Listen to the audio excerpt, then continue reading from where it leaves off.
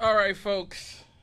That is some context for you guys. That is the initial news report of the slayings of Ron Goldman and Nicole Brown-Simpson on June 12th, 1994. I say this is an extremely important case. It's an extremely important moment in American history. I believe one of the most important single events other than 9/11. I would say it might be the single most important day in American history in my lifetime, for the simple fact that everything in our culture and our media has been affected by the OJ trial and the killings of Ron and Nicole and the subsequent trial ever since. Virtually everything in our society has been affected by this case. And so let's look back. Let's go back to 1994. At this point, I'm a very small child. I'm in elementary school when Ron and Nicole are killed. And so I'm relying on the adults in my life to tell me what's going on and what happened. I think, well, all the black people say OJ didn't do it. And so I guess OJ didn't do it. Okay? Most of white America seem to think he did it. Again, we were a very racially, and still are in many ways, a very racially polarized society. As I grew up, I started to think, even a lot of black people are starting to say OJ did it. Like in a barbershop, you have Cedric the Entertainer, and the famous joke, OJ did it, and it's one of those things that became almost a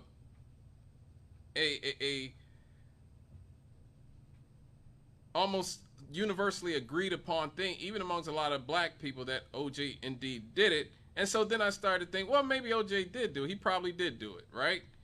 And I sort of came across a lot of theories that said, well, the LAPD framed a guilty man. And so that's sort of where I stood for some years now, was that, well, the LAPD framed a guilty man. But, and this is a big but, for the 30th anniversary of the killings and the case, I said, well, let me just do a deep dive in this case that I believe is, like I said, one of the most important events of my lifetime. Let me just do a deep dive and take a look as an adult at the full facts of this case and learn as much as I can about this case. And so I've spent the last few weeks doing that. And plus, OJ just died I think it was about a month ago. A month, maybe 2 months ago, OJ just died. And I remember when he passed away, I talked about it, and it sort of got the wheels turning in my head again about the OJ case. And I said, you know what, for the 30th anniversary, I'm going to talk about the Ron and Nicole murders and how it affected America. And I decided to do a deep dive. So let's just go back to the beginning. Who are these people? Who was O.J. Simpson? Orenthal James Simpson, born in 1947. He grew up in San Francisco. He was born and raised in San Francisco, California, in the housing projects in the low-income Portero Hill neighborhood. He had rickets when he was a child, which is incredible to think that he became one of the best football players of all time after having rickets as a child. He wore braces on his legs until he was 5, and giving him a bow-legged stance, which factors into the case. Stay tuned, folks. His bow-legged stance actually helped change my position on whether I thought OJ was guilty or not. His father was a drag queen, Jimmy Simpson. Did you guys know that?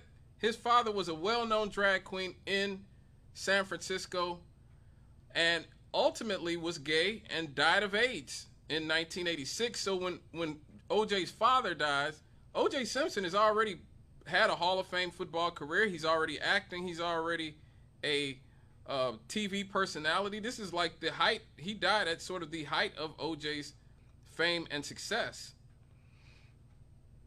in his early years as a teenager, he was in a gang called the Persian Warriors and was briefly incarcerated at San Francisco's Youth Guidance Center.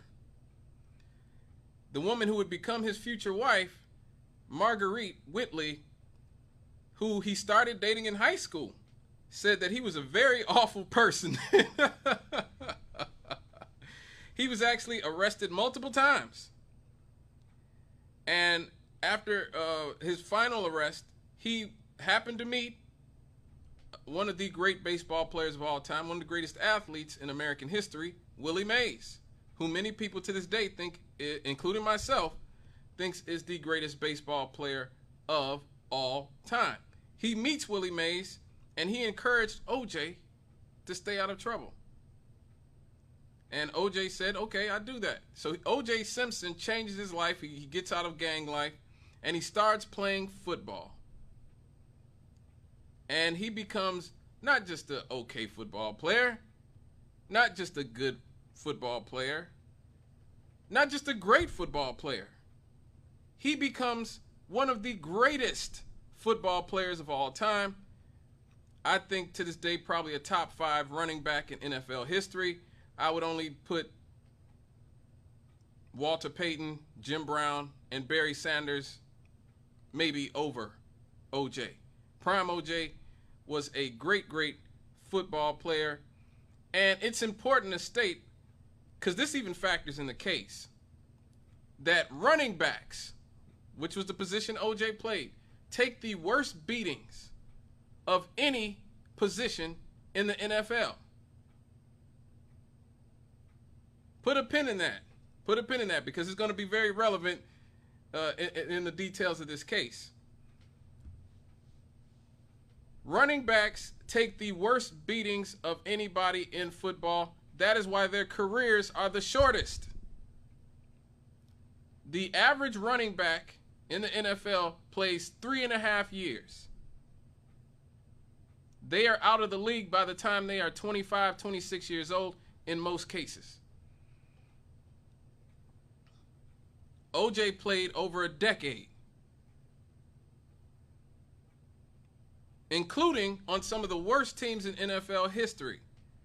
His Buffalo Bills teams of the 1970s were god-awful teams. They only had OJ. That's it. That was it. That was the only thing they had. And so OJ was their entire offense. His 1973 season is still arguably the greatest in NFL history, where he had the highest yards per game for a running back in history, a record that still stands today, and was the first man to ever rush for over 2,000 yards in a single season. Again, why is this important? Running backs take beatings, brutal beatings. Their bodies are broken down. And OJ took a worse beating than most. He led the NFL in carries throughout the mid to late 70s. And again, as I said, he was the only offense they really had. And so sometimes he was carrying the ball 300, 400 times a year, which is an extreme amount of carries in the NFL. That is a lot. That is a lot of hits that O.J. Simpson took in the 1970s. By the time he gets to his hometown San Francisco 49ers at the end of his career in the early 80s, he is a complete shell of himself. The late 70s, I'm sorry. He is a complete shell of himself physically. He is not any longer the young, spry athlete he was when he was in high school or in college at USC when he won the Heisman Trophy. OJ married his high school sweetheart, Marguerite Whitley, in 1967 while he was at USC. They had 3 children, Arnell Simpson, Jason Simpson, put a pin in that name right there, and Aaron Simpson, who was 2 years old when she drowned in the family swimming pool in 1979. Now, a big part of the narrative about the OJ case was that OJ was some brutal monster who was, beat the hell out of women. Well, his wife Marguerite has denied that she was ever a battered woman or ever made a police report during her marriage with OJ when she was interviewed by Barbara Walters the year after the killings. So his first wife said, OJ didn't beat me. And matter of fact, if I can remember correctly, she said if he ever touched me, it would have been the last thing he did. Something close to that. Marguerite was not messing around. Now, while he was married to Marguerite, he meets a young woman named Nicole Brown. This is in 1977. So this is 10 years into his marriage to Marguerite Whitley. He meets Nicole Brown while she is working as a waitress at a Beverly Hills nightclub called the Daisy. Now, although OJ was still married, he was, messing around. And eventually, him and Marguerite divorced in 1979. Him and Nicole Brown were eventually married 6 years later in 1985, 5 years after his retirement from professional football. The couple had 2 children, Sydney Brooke Simpson and Justin Ryan Simpson.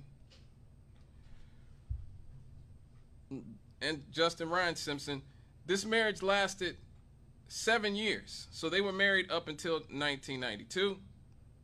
Starting in the mid-70s, OJ actually, this is just a sort of weird fact. OJ was friends with Lyle and Eric Menendez, the Menendez brothers. If you're old enough, you probably remember the Menendez brothers, the 2 young brothers from Beverly Hills who were famous for killing their parents. So OJ actually knew their father and visited their house several times. And later on, when OJ was arrested and in prison, he actually met up with the Menendez brothers again. So Menendez brothers again, very odd coincidence I saw. Now, after his football career was over, he started acting. That's how I mostly knew OJ. He used to be on this show that my parents used to watch called First and 10 on HBO. And that's how I basically knew OJ. That and from the Naked Gun movies. OJ was actually up for the role of the Terminator. How many people knew that? Yes, he was up for the role of the Terminator, but he did not get the role because people did not, James Cameron, who was the director of the Terminator, did not think that people would buy that O.J. Simpson was violent. So that tells you how people thought about O.J. Simpson in the 80s and 90s, at the mid to late 80s and early 90s, sort of the peak O.J. as an actor, as a personality. He could not be the Terminator because nobody would buy O.J. as violent. He also worked as an NFL analyst on NBC from 1978 to 1982. He joined Monday Night Football in 1983 and was the first black announcer on the network's #1 broadcast team. Now, at the time of the slangs, OJ was 47 years old. Now, this is 20 years, again, from him winning the Heisman Trophy in 1967.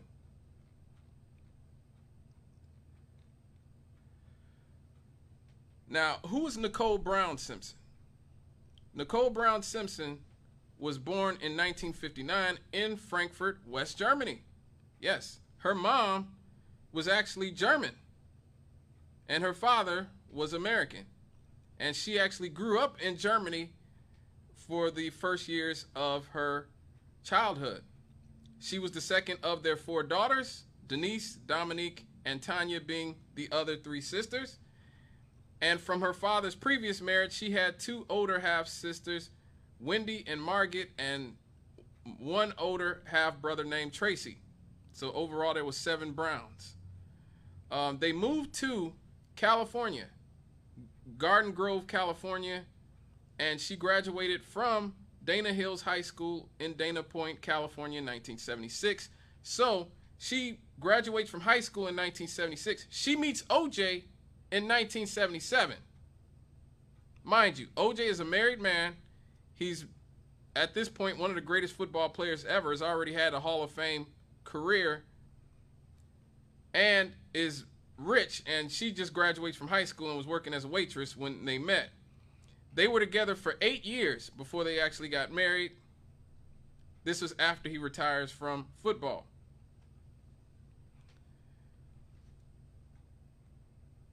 Now, later, after they would get after their divorce, she would become friends with a man named Kato Kaelin.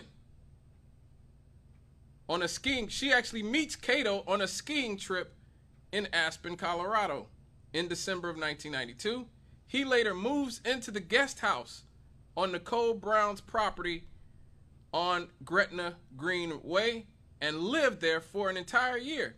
He paid rent and helped take care of Sydney and Justin. So this Kato Kaelin guy just sort of comes out of nowhere after meeting these people on a ski trip, or meeting Nicole on a ski trip. She also entertained other suitors, including restaurateur Keith Slomsewicz. Now, Keith Slomsewicz is an important figure in this case who, in my opinion, has not been talked about enough. This is around the time that she also becomes a recreational drug user. Now, why is Keith Slomsewicz important in this story? He is the director of the Mezzaluna restaurant. The Mezzaluna restaurant is where Ron Goldman worked. And so she was involved with Keith before she was involved with Ron.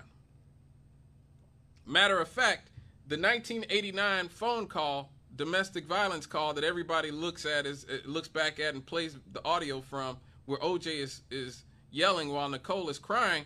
The reason that OJ is going haywire like that is because she is apparently, and this is just from what has been stated, I wasn't there, servicing Mr. Keith Slomsewicz, and OJ walks in on it, and he's upset that his kids are in the house while she is having relations with this Keith Slomsewicz figure.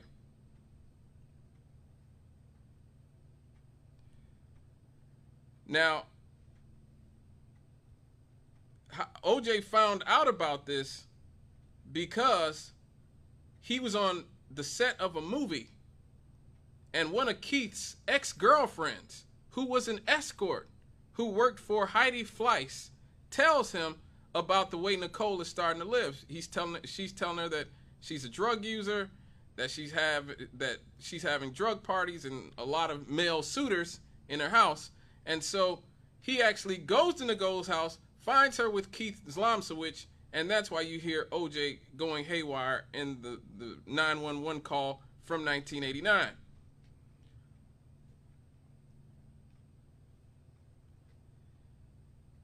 Also, Kato Kaelin around this time would ask, and this is from Kato Kaelin's book, so I'm not making this up. Kato Kaelin in his book would ask around this time why so many people were going up and down Nicole's stairs to the second floor, and he was actually told by someone that that's where the drugs were.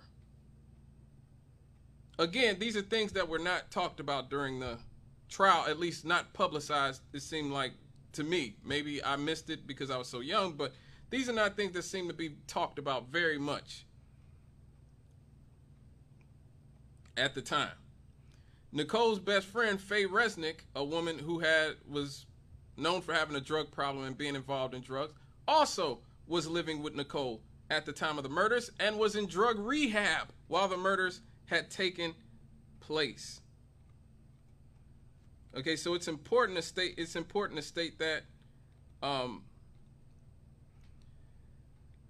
at the time of the murders in 1994,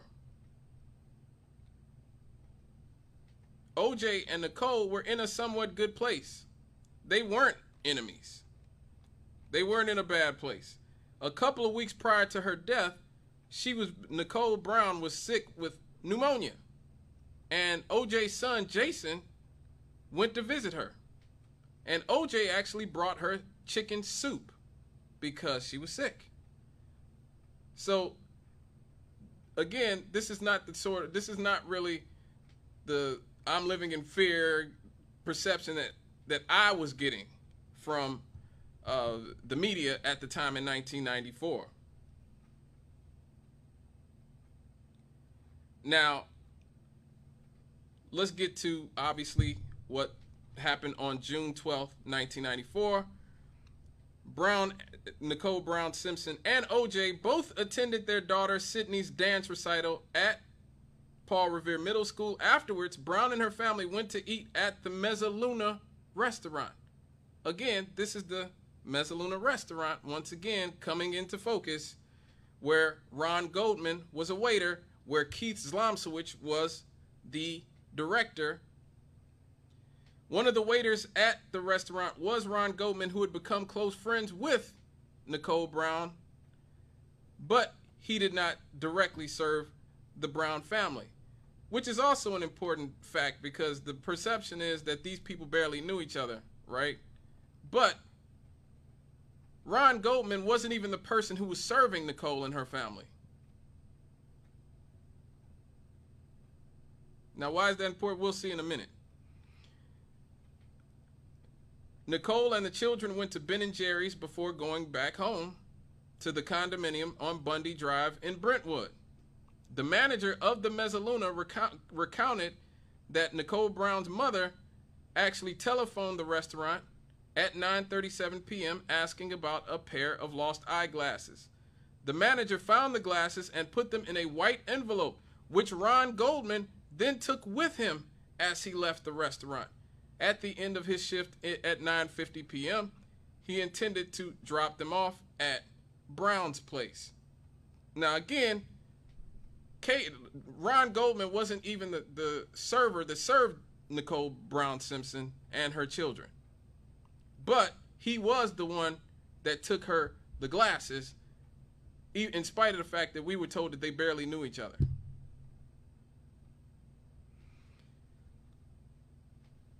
Meanwhile, OJ ate takeout food from McDonald's with Cato. Him and Cato went to McDonald's.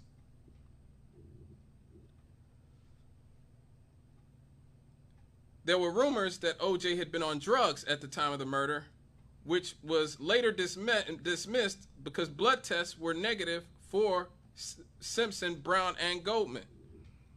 So OJ was not on drugs, which is another rumor that I think colored the way a lot of people saw the case, because there was a perception that, well, OJ was high and he went off and killed his wife while he was high. Again, OJ tested negative for drugs.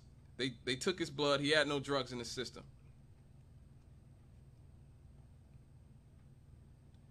Now, Nicole Brown's neighbors testified that they had heard profuse barking coming from outside through the night, beginning around 10:15. And around 10:55, a dog walker who lived a few blocks away from Brown came across Nicole Brown's Akita dog barking in the street outside of her home. The Akita, whose legs were covered in blood, followed the man home. He tried to walk the dog back to where he found it, but the dog resisted. Later, he left the Akita with a neighboring couple who offered to keep the dog overnight as the dog was agitated. The couple decided to walk it back to where it had been found. Around midnight, as they reached the area where the Akita had been found, the dog stopped outside of Nicole Brown's home, and the couple saw Brown's body laying outside of her house. Police were called to the scene and found Goldman's body near Brown's. The front door of Brown's condominium was open when the bodies were found, but there were no signs that anyone had entered the building. by breaking in or otherwise. Brown's body was lying face down and barefoot at the bottom of the stairs leading to the door.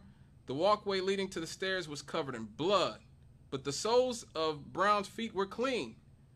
Based on this evidence, investigators concluded that she was the first person to be attacked and was the intended target. She had been stabbed multiple times in the head and neck, but there were very few defensive wounds on her hands, implying a short struggle to investigators. The final wound inflicted a deep wound into her neck, severing her carotid artery, and a large bruise at the center of the upper back with a corresponding footprint on her clothing indicated to investigators that after killing Goldman, the assailant returned to Brown, who was on the ground, pulled her head back by the hair, and slit her throat. Her larynx could be seen through the gaping wound in her neck, good God, and the vertebrae was incised. Brown's head barely remained attached to her body. Goldman's body was nearby, close to a tree and fence. He had been stabbed multiple times in the body and neck, but there was relatively few defensive wounds on his hands, signifying that there was a short struggle. Forensic evidence from the LA coroner alleged that the assailant stabbed Goldman with one hand while holding him in a chokehold. Near Goldman's body were a blue knit cap, a left hand, extra large Eris isotoner light leather glove, and an envelope containing the glasses that were missing. Now, who was Ron Goldman? The third party in this situation. Ron Goldman was born on July 2nd, 1968, and grew up in Buffalo Grove, Illinois. He actually was born in Chicago. After his parents divorced in 1974, he spent a brief amount of time with his mother, but he was raised by his father, Frederick Goldman, and lived with his father and his younger sister, Kimberly. A part of the story that was not publicized very much was that his father, Fred Goldman, actually married a woman named Patty Glass. That's Ron's stepmother.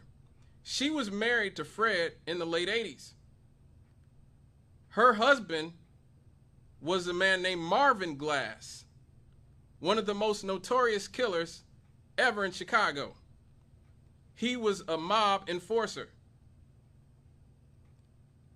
He had done time for a murder for hire scheme where he had done a murder for hire scheme where he narrowly escaped conviction against a relative of now the governor of Illinois, J.B. Pritzker.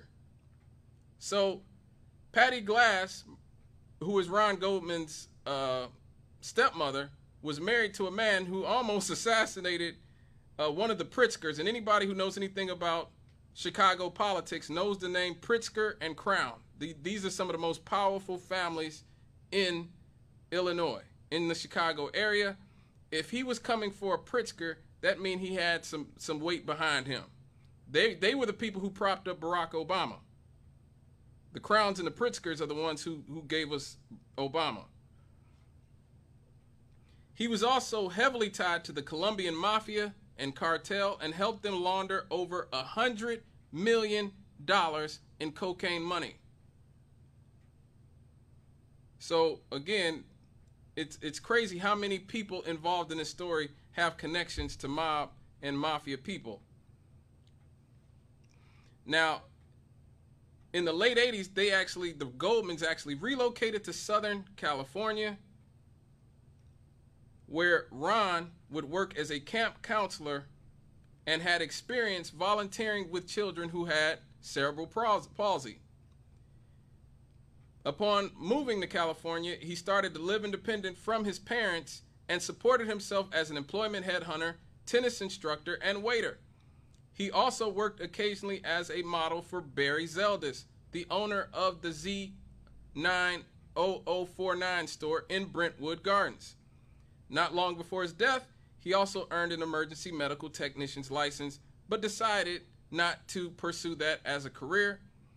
Now, all those are things that I somewhat heard about in the past, but one thing I did not hear was that Ron Goldman was also alleged to be a drug trafficker.